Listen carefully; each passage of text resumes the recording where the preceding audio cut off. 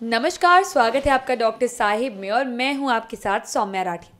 Doctor Sahib के आज के एपिसोड में हम खास तौर से नींद के बारे में बात करने वाले हैं। आज हम ये जानने और समझने की कोशिश करने वाले हैं कि एक व्यक्ति के लिए ठीक तरीके से सोना कितना ज़्यादा महत्वपूर्ण है। अगर किसी की नींद रेगुलर बेसिस पे पूरी नहीं हो पा रही है तो वो उसके शरीर के लिए कितनी खतरनाक है। और ये सवालों के जवाब देने के लिए इस वक्त मेरे साथ बैठे हैं डॉक्टर राजीव रंजन, जिन्हें आप पहले भी कई बार डॉक्टर साहिब पर देख चुके हैं। डॉक्टर साहब बिहार के सबसे जाने माने फिजिशियंस में से एक हैं। सबसे पहले डॉक्टर साहब नमस्कार, बहुत बहुत स्वागत है आपका। बहुत बहुत धन्यवाद सौम्या जी। डॉक्टर साहब, अक्सर लोगों को ये सलाह दी जाती है थकान ज़्यादा हो रही है ठीक से सो लो, सर दर्द हो रहा है ठीक से सो लो, मन ठीक नहीं लग रहा है एक नींद पूरी कर लो। तो ऐसे में आज मैं ये जानना चाहूँगी कि अगर किसी व्यक्ति की नींद ही पूरी नहीं हो पा रही है, अगर वो ठीक तरीके से सो नहीं पा रहे हैं, तो उनकी तबीयत पर उसका क्या असर पड़ता है? नींद का सबसे ज़्यादा जो की ज़रूरत है, अहम ज़रूरत है नींद की, क्योंकि पूरे नींद के दौरान आपका पूरा मस्तिष्क रिचार्ज हो जाता है, एक नई स्फूर्ति, एक नई ऊर्जा से भर जाता है।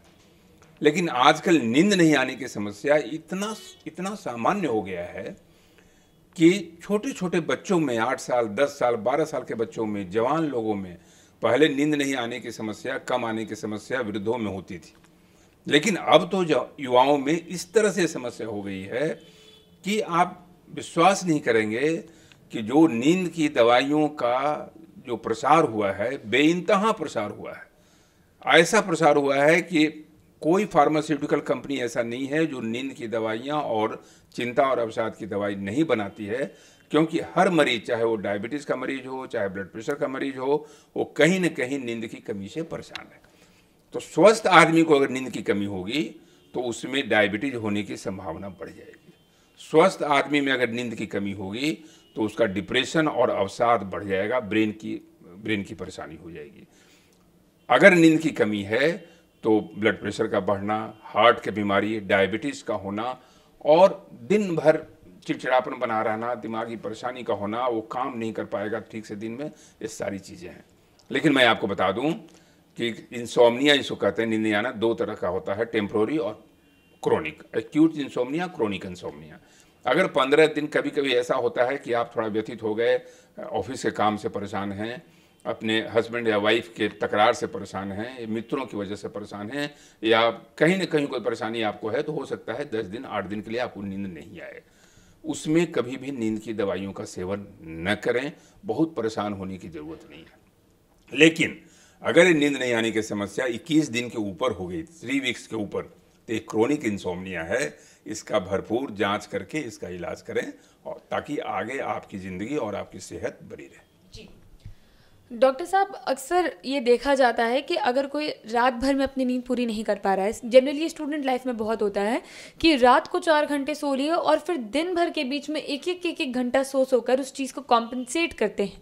तो क्या ये स्लीपिंग हैबिट जो है, सोने की इस तरीके से जो आदत है, क्या वो सही है? नहीं, बिल्कुल बिल्कुल गलत है। क्योंकि अगर रात में नींद नहीं आ रही है तो कभी भी उसे कंपनसेट करने के लिए दिन में आप न लें, क्योंकि वो एक स्लीप साइकिल आपको डिस्टर्ब हो जाएगा। आपका ब्रेन ये मानने लगेगा कि इनको रात में सोने की ज़रूरत नहीं है, स्लीप साइकिल आपका बुरी तरह से डिस्टर्ब हो जाएगा। तो इसलिए अगर नींद, हम लोग हर मरीज को कहते हैं कि अगर रात में 2 ही घंटे की नींद आ रही है, आपको नींद नहीं आ रही है, कभी भी भूल के भी दिन में सोने की कोशिश न करें, क्योंकि एक ऐसा चक्र चलेगा कि इस चक्र के कुचक्र में फंस के आप बिल्कुल परेशान हो जाएंगे और इस परेशानी का निदान ढूंढना मुश्किल हो जाएगा आपके लिए। इसलिए कभी भी दिन में सोने की परंपरा को, दिन में सोने की आदत को त्याग दें। रात में 6 से 8 घंटे की नींद एक निहायत ज़रूरी है, इसे आपको लेना है। और इसके लिए साइकोलॉजिकल ट्रीटमेंट है, सीबीटी है, कॉग्निटिव बिहेवियरल थेरेपी है, स्लीप साइकिल को बिल्कुल रेगुलेट करने की बात होती है। तो ये सारी चीज़ें हैं सौम्या जी। डॉक्टर साहब, क्या बेहतर नींद के लिए कोई स्लीपिंग एक्सरसाइजेज भी होती है, कोई ब्रीदिंग एक्सरसाइजेज भी होती है? नींद के लिए तो जैसा कि मैं बता चुका हूँ कि चिंता और तनाव में जो आप रहेंगे तो नींद तो नेचुरली नहीं आएगी, दिमाग में कुछ न कुछ थॉट्स आते रहेंगे। और आजकल ये सोशल मीडिया के ज़माने में जब आप दिन भर गैजेट्स में रहते हैं, फेसबुक है, ट्विटर है, व्हाट्सएप है, और आप मोबाइल के साथ, तो रात में जो ब्लू लाइट होता है, जो आप मोबाइल का लाइट है, चाहे टीवी का लाइट है, उसके साथ रहते हैं, तो मेलाटोनिन का सेक्रेशन जो रात में बनना चाहिए, एक पीनियल ग्लैंड होता है सौम्या जी, पीनियल ग्लैंड ही एक रात के जब अंधेरा होता है, पीनियल ग्लैंड एक्टिवेट होता है मेलाटोनिन बनाने के लिए कि अब इनको नींद में जाना चाहिए।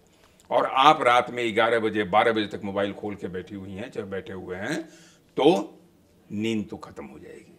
तो इसलिए नॉर्मल मेलाटोनिन के लिए आपको नींद के 3 घंटे पहले या कम से कम 2 घंटे पहले तक मोबाइल का और ब्लू लाइट का जितने सेवन है, टीवी से, इस सब से आप बचें। थोड़ा सा मेडिटेशन कर लीजिए, थोड़ा सा सांस का एक्सरसाइज जो प्राणायाम कहते हैं वो कीजिए। नींद की दवाइयाँ लास्ट उपाय है, अंतिम उपाय है, उसको तुरंत ही ज़्यादा स्लीपिंग पिल्स को खाने की कोशिश न करें। डिपेंडेंस बढ़ सकता है, उसके साइड इफ़ेक्ट हो सकते हैं।